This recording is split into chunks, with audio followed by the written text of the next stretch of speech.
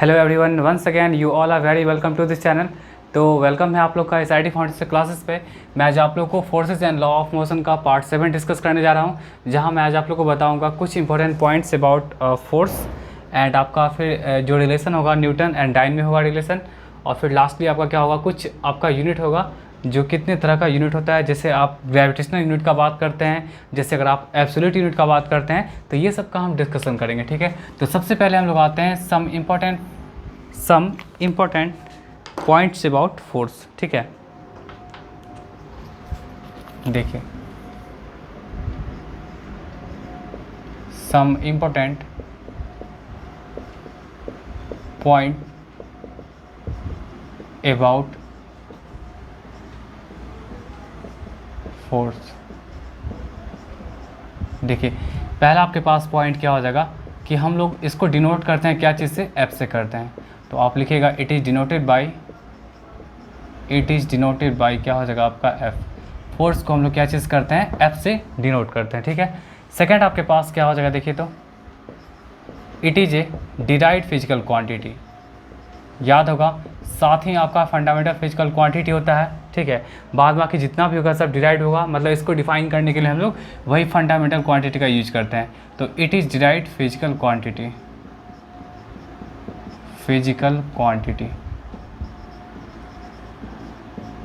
ठीक है, चलिए थर्ड हम लोग आते हैं। फोर्स के पास देखिए डायरेक्शन भी होता है और साथ में मैग्नीट्यूड भी होता है। तो आप बता सकते हैं कि फोर्स क्या होगा, एक वेक्टर क्वांटिटी होगा। ठीक है, तो फोर्स यहाँ पे आप थर्ड पॉइंट लिख सकते हैं, it is a vector quantity. It is a vector quantity. ये क्या है, एक वेक्टर क्वांटिटी है। ठीक है, फिर नेक्स्ट अगर आप बात करेंगे इसके एसआई यूनिट का बात करेंगे तो क्या हो जाएगा, इट्स एसआई यूनिट इज, ठीक है, इसका एसआई यूनिट क्या हो जाएगा, इट्स एसआई यूनिट इज क्या हो जाएगा, न्यूटन हो जाएगा। न्यूटन, जिसको कि हम लोग शॉर्ट में क्या बोलते हैं, एन बोलते हैं। ठीक है, कैसे, देखिए फोर्स इक्वल टू हम लोग के पास क्या होता है, मास इनटू एक्सेलरेशन, यही होता है।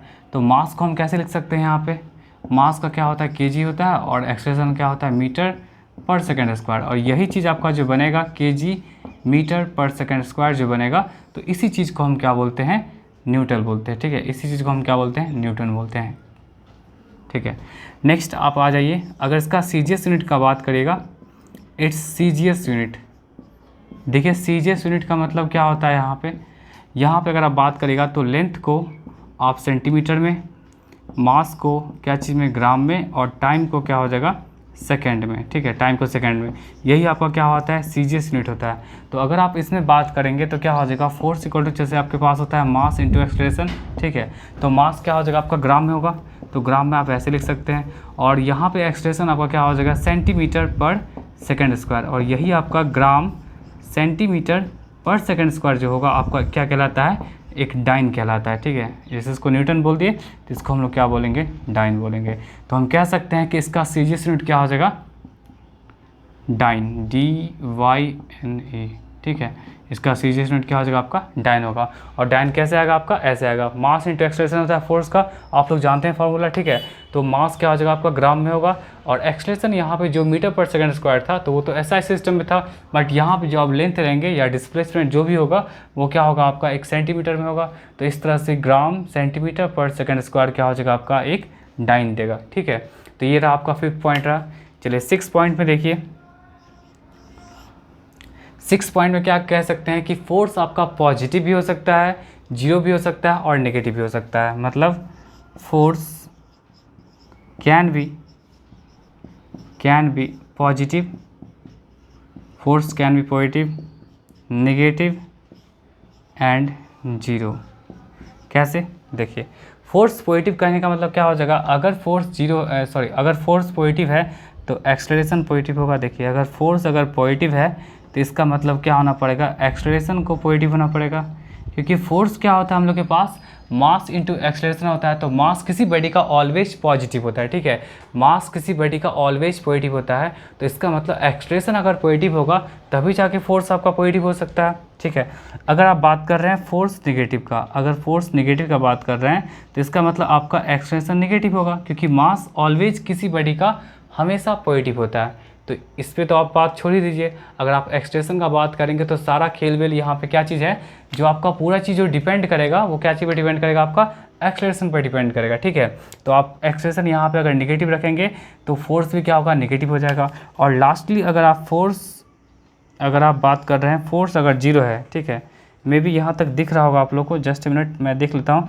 फोर्स अगर आपका जीरो है इसका मतलब आप बता सकते हैं कि बॉडी के पास किसी तरह का कोई भी एक्सेलरेशन नहीं होगा। आई थिंक यहाँ तक दिख रहा होना चाहिए, जस्ट मिनट मैं आप लोग को बता देता हूँ, देख लेता हूँ। चलिए यहाँ तक दिख रहा है, कोई इशू नहीं है। चलिए तो आप इस तरह से आप यहाँ पे क्या सीखे कि फोर्स जो होगा किसी बॉडी पे जो हम लोग फोर्स लगाएंगे तो या तो वो पॉजिटिव भी हो सकता है, नेगेटिव भी हो सकता है और आपका जीरो भी हो सकता है। तो फोर्स कब पॉजिटिव होगा, जब एक्सेलरेशन पॉजिटिव होगा। फोर्स नेगेटिव कब होगा, जब आपका एक्सेलरेशन नेगेटिव होगा। और फोर्स जीरो कब होगा, जब एक्सेलरेशन किसी बॉडी का क्या होगा, जीरो होगा। तो इस तरह से फोर्स आपका पॉजिटिव, नेगेटिव, जीरो भी हो सकता है, ठीक है। चलिए नेक्स्ट हम लोग आते हैं 7th डायमेंशनल फार्मूला। देखिए अब तो हर किसी क्वांटिटी का डायमेंशनल फार्मूला बता सकते हैं, क्योंकि मैंने आप लोगों को बताया अच्छे ढंग से। तो इस डायमेंशनल फार्मूला, देखिए डायमेंशनल फार्मूला कैसे आएगा, यहाँ पे आप लोग को पता होगा, ऐसे लिखिएगा, फोर्स को इस तरह से बंद कर दीजिए। और फोर्स आपका देखिए एक्चुअली क्या है कि ना, आपके पास फोर्स क्या होता है, m इंटू ए, यही है। तो फोर्स को आप ऐसे स्क्वायर ब्रैकेट में बंद करेंगे। मास का क्या होता है, कैपिटल M, और एक्सेलरेशन का क्या होता है आपका LT-2, ऐसा कुछ होता है। तो इसको आप सॉल्व करेंगे तो m1 L1 T-2, इस तरह से आप बता सकते हैं कि फोर्स का डायमेंशनल जो फार्मूला होगा वो m1 L1 T-2, मतलब डायमेंशन ऑफ मास क्या हो जाएगा, 1 हो जाएगा। डायमेंशन ऑफ मास क्या हो जाएगा आपका, डायमेंशन ऑफ लेंथ क्या होगा, 1 होगा। और डायमेंशन ऑफ टाइम क्या होगा आपका, -2 होगा, ठीक है। तो ये रहा इसका डायमेंशनल फार्मूला रहा, ठीक है। तो इस तरह से हम फोर्स के बारे में कुछ इंपॉर्टेंट पॉइंट्स बता सकते हैं। ये सब कुछ आपका इंपॉर्टेंट पॉइंट्स है जो रिगार्डिंग फोर्स है, ठीक है। तो इसको आप लोग नोट कर लीजिए। और एक और देखिए बहुत ही अच्छा रिलेशन है न्यूटन एंड डाइन में। देखिए relation between Newton and dyne, देखिए क्या रिलेशन इसमें है। जैसे हम बोलते हैं क्या, यहाँ पे अगर हम बात कर रहे हैं, देखिए 1 न्यूटन का बात कर रहे हैं, तो 1 न्यूटन को आप कैसे लिख सकते हैं, 1 kg metre per second square, ऐसे ही लिख सकते हैं। क्योंकि आपका 1 न्यूटन क्या होता है, आपका मतलब कि मास और आपका क्या होता है, एक्सेलरेशन, इन दोनों का प्रोडक्ट होता है, ठीक है। अब देखिए kg में क्या होता है आपका, kg में होता है आपका 1000, मतलब 10⁻³ ग्राम। 1 kg में क्या होता है आपका, ऐसे लिख सकते हैं आप, देखिए 1 kg में होता है आपका 10⁻³ ग्राम। और मीटर में कितना होता है आपका 10⁻² सेंटीमीटर, मतलब 100 सेंटीमीटर। और सेकेंड स्क्वायर तो ऐसे ही रह जाएगा, मतलब पर सेकेंड स्क्वायर ऐसे ही रह जाएगा। चलिए ये देखिए तो 10⁻³ और 2 इन दोनों को साथ में कर लीजिए, ठीक है। और ये आपके पास रहा gram centimetre per second square. तो देखिए तो ये दोनों का बेसिस सेम है और मल्टीप्लाई के फॉर्म में है, तो आप इससे क्या कर सकते हैं, ऐड अप कर सकते हैं। तो 10⁵ हो गया gram centimetre per second square. और यही चीज़ आपका क्या बनाता है, डाइन बनाता है, ठीक है। अब बताए थे कुछ देर पहले, तो आप यहाँ से ये बता सकते हैं कि 1 न्यूटन इक्वल टू क्या हो जाएगा आपके पास 10⁵ डाइन होगा, ठीक है। या इसको आप ऐसे भी लिख सकते हैं कि 1/10⁵ न्यूटन इक्वल टू डाइन। अगर डाइन निकालना चाहते हैं तो 1 डाइन निकालना चाहते हैं तो 1 डाइन, ऐसे भी लिख सकते हैं आप। यानी तो इसको और थोड़ा सा ऊपर ले जा सकते हैं, कैसे ले जा सकते हैं, 10⁻⁻5 न्यूटन इक्वल टू क्या हो जाएगा आपका 1 डाइन हो जाएगा। तो ये बहुत ही इंपॉर्टेंट रिलेशन है, कई बार न्यूमेरिकल क्वेश्चंस में आपको हेल्प करेगा, तो आप इसे ध्यान रखिएगा, ठीक है। चलिए इसको पहले अपने नोट कर लीजिए। लोग आते हैं यूनिट पे आते हैं। देखिए यूनिट, तो यूनिट जो होता है आपका 2 तरह का यूनिट होता है। देखिए यूनिट जो होगा आपका वो 2 तरह का यूनिट होगा। कैसे बता सकते हैं, एक आपका यूनिट हो जाएगा एब्सोल्यूट यूनिट, फर्स्ट भी आपका हो जाएगा एब्सोल्यूट यूनिट। ठीक है। और सेकंड आपका हो जाएगा ग्रेविटेशनल यूनिट। सेकंड आपका क्या हो जाएगा? Gravitational unit. ग्रेविटेशनल यूनिट, ठीक है। तो यूनिट जो भी होते हैं वो कितने तरह के होते हैं? दो तरह के होते हैं। एक होता है आपका एब्सोल्यूट यूनिट और दूसरा होता है ग्रेविटेशनल यूनिट। अब देखिए आपका एब्सोल्यूट यूनिट क्या होता है? एब्सोल्यूट यूनिट,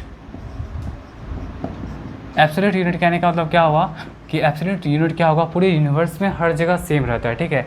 तो आप इसको ऐसे बता सकते हो कि एब्सोल्यूट यूनिट remains the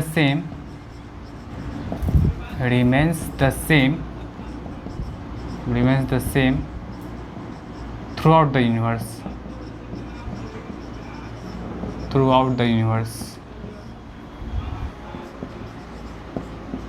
मतलब एब्सोल्यूट यूनिट जो होता है वो आपका पूरे यूनिवर्स में सेम होता है, ठीक है, वो कहीं बदलता नहीं है, ठीक है। तो इसका मतलब ग्रेविटेशनल यूनिट जो होगा वो बदलेगा, ठीक है। तो आप बता सकते हैं यहाँ पे ग्रेविटेशनल यूनिट्स के बारे में। ग्रेविटेशनल यूनिट देखिए, तो ग्रेविटेशनल यूनिट जो होगा वो क्या होगा? हर जगह सेम नहीं होगा, वो प्लेस टू प्लेस आपका वेरी करता है। मतलब आप इसको ऐसे बता सकते हैं ग्रेविटेशनल यूनिट वेरी का मतलब क्या होता है? चेंज होना, ठीक है। वेरी का मतलब क्या होता है? Change. Gravitational unit vary from place to place,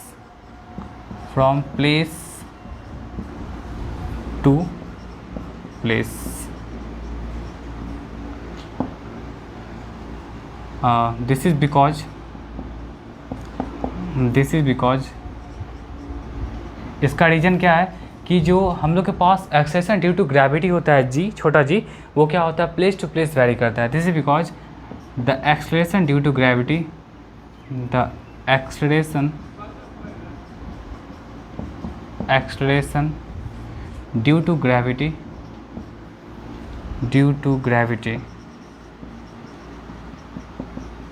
क्या होता है जी? Vary from place to place, ठीक है। ये क्या होता है आपका? प्लेस टू प्लेस क्या होता है? वेरी करता है, जिस कारण हम इसको मतलब ये ग्रेविटेशन यूनिट क्या होगा? वो हर जगह सेम नहीं होगा। तो जी आपके पास क्या होता है? 9.8 metre per second square, but हम लोग अप्रॉक्सीमेटली क्या करते हैं? 10 भी लेते हैं फॉर सिंप्लीफिकेशन, ठीक है। आप सिंप्लीफिकेशन के लिए इसको आप 10 भी यूज़ कर सकते हैं फॉर सिंप्लीफिकेशन।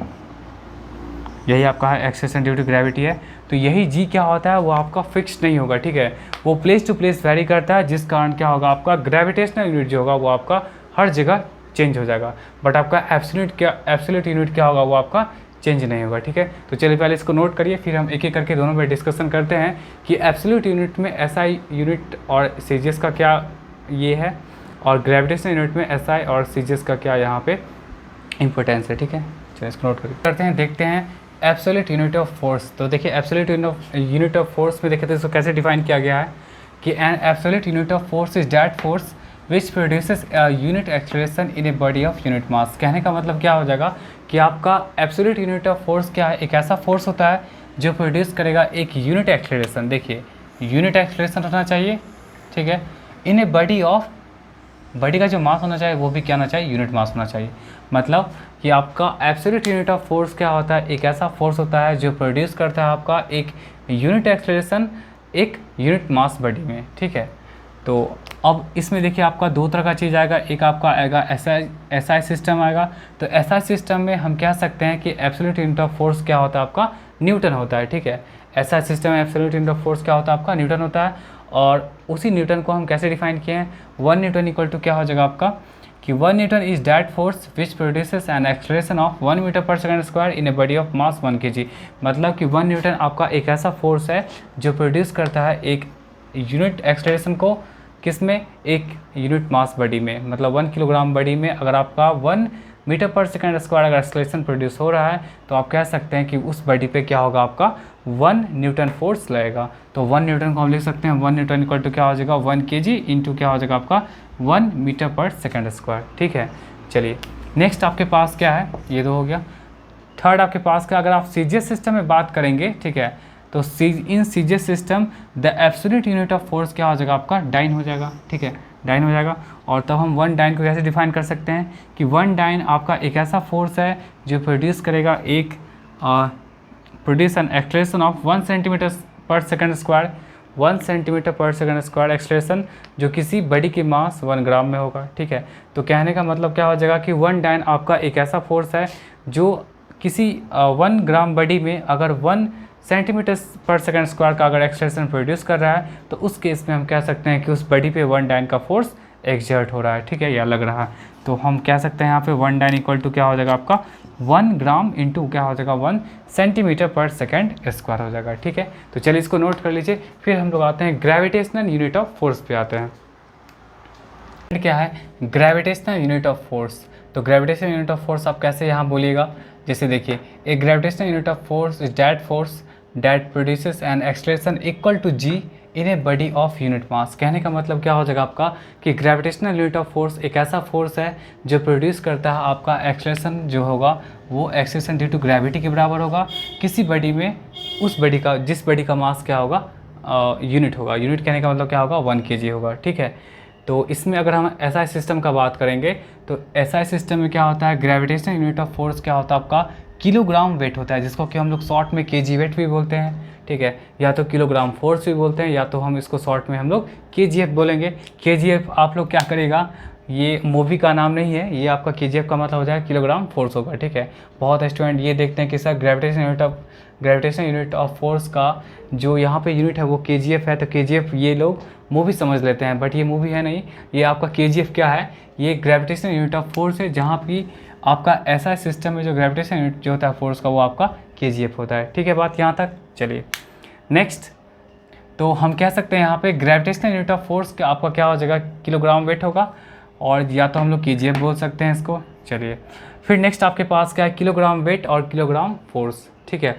तो इसको हम अभी डिफाइन करने जा रहे हैं। देखिए if the force which produces an acceleration of 9.8 metre per second square in a body of mass 1 kg, अगर कोई ऐसा फोर्स जो प्रोड्यूस करता है acceleration 9.8 metre per second square किसी बॉडी में जिस बॉडी का मास 1 kg होगा, तो हम कह सकते हैं वही आपका क्या होगा किलोग्राम वेट या 1 kgf होगा, ठीक है। तो 1 kg वेट या 1 kgf इक्वल टू क्या हो जाएगा आपका 9.8 न्यूटन के बराबर होगा। कई बार क्या होगा आपको न्यूमेरिकली क्या होगा आपको मतलब कि फोर्स जो होगा ना वो आपका क्या होगा न्यूटन में नहीं दे करके ऐसे दे देगा, ठीक है। 10 kgf दे देगा, 15 kgf दे देगा, या 20 kg वेट दे देगा, ऐसे करके दे देगा। तो एट फर्स्ट आप लोगों को क्या करना पड़ेगा कन्वर्ट करना पड़ेगा 9.8 मतलब कि आपका न्यूटन में कन्वर्ट करना पड़ेगा। तो आपके पास जितना भी होगा आप 9.8 से मल्टीप्लाई कर लीजिएगा। सपोज 10 kg वेट होगा या 10 kgf होगा, तो आप क्या कर सकते हैं 10 से मल्टीप्लाई कर सकते हैं, बिकॉज 1 kg वेट या 1 kgf में क्या होता है आपका 9.8 न्यूटन होता है, ठीक है। चलिए नेक्स्ट आपके पास क्या है कि सीजीएस सिस्टम का जब बात करेंगे तो वहाँ पे आपका ग्रेविटेशन यूनिट ऑफ फोर्स क्या होगा ग्राम वेट होगा या तो ग्राम फोर्स होगा। तो इसको हम लोग शॉर्ट में क्या बोलते हैं GWT बोलते हैं, मतलब ग्राम वेट, या GF बोलेंगे ग्राम फोर्स बोलेंगे, ठीक है। तो ग्राम वेट या ग्राम फोर्स को भी हम डिफाइन कर सकते हैं कैसे, the force which produces an acceleration of 980 centimetre per second square in a body of mass 1 kilogram, then we say that the force is what 1 gram weight या 1 GF, ठीक है। तो 1 ग्राम वेट या 1 GF में क्या हो जाएगा आपका 989 होगा, ठीक है। तो ये आपका ये सब रिलेशन था, ठीक है। तो इस तरह से मैंने देखा आप लोगों ने देखा कि ग्रेविटेशन यूनिट ऑफ फोर्स क्या होता है, एब्सोल्यूट यूनिट ऑफ फोर्स क्या होता है, ठीक है। तो मिलते हैं नेक्स्ट वीडियो में। आज की वीडियो में इतना ही दीजिए, मिलते हैं नेक्स्ट वीडियो में कुछ अच्छे क्वेश्चंस के साथ, जहाँ पे F=ma का यूज करके हम कुछ क्वेश्चंस को सॉल्व करेंगे, और उसके बाद और भी इसके बाद अच्छे कॉन्सेप्ट्स हैं, जैसे न्यूटन का फर्स्ट लॉ ऑफ मोशन जो होगा कैसे न्यूटन के सेकंड लॉ ऑफ मोशन में कंटेन करता है। तो ये सब हम कुछ देखेंगे फिर नेक्स्ट वीडियो में, ठीक है। तो तब तक के लिए टाटा एंड बाय बाय।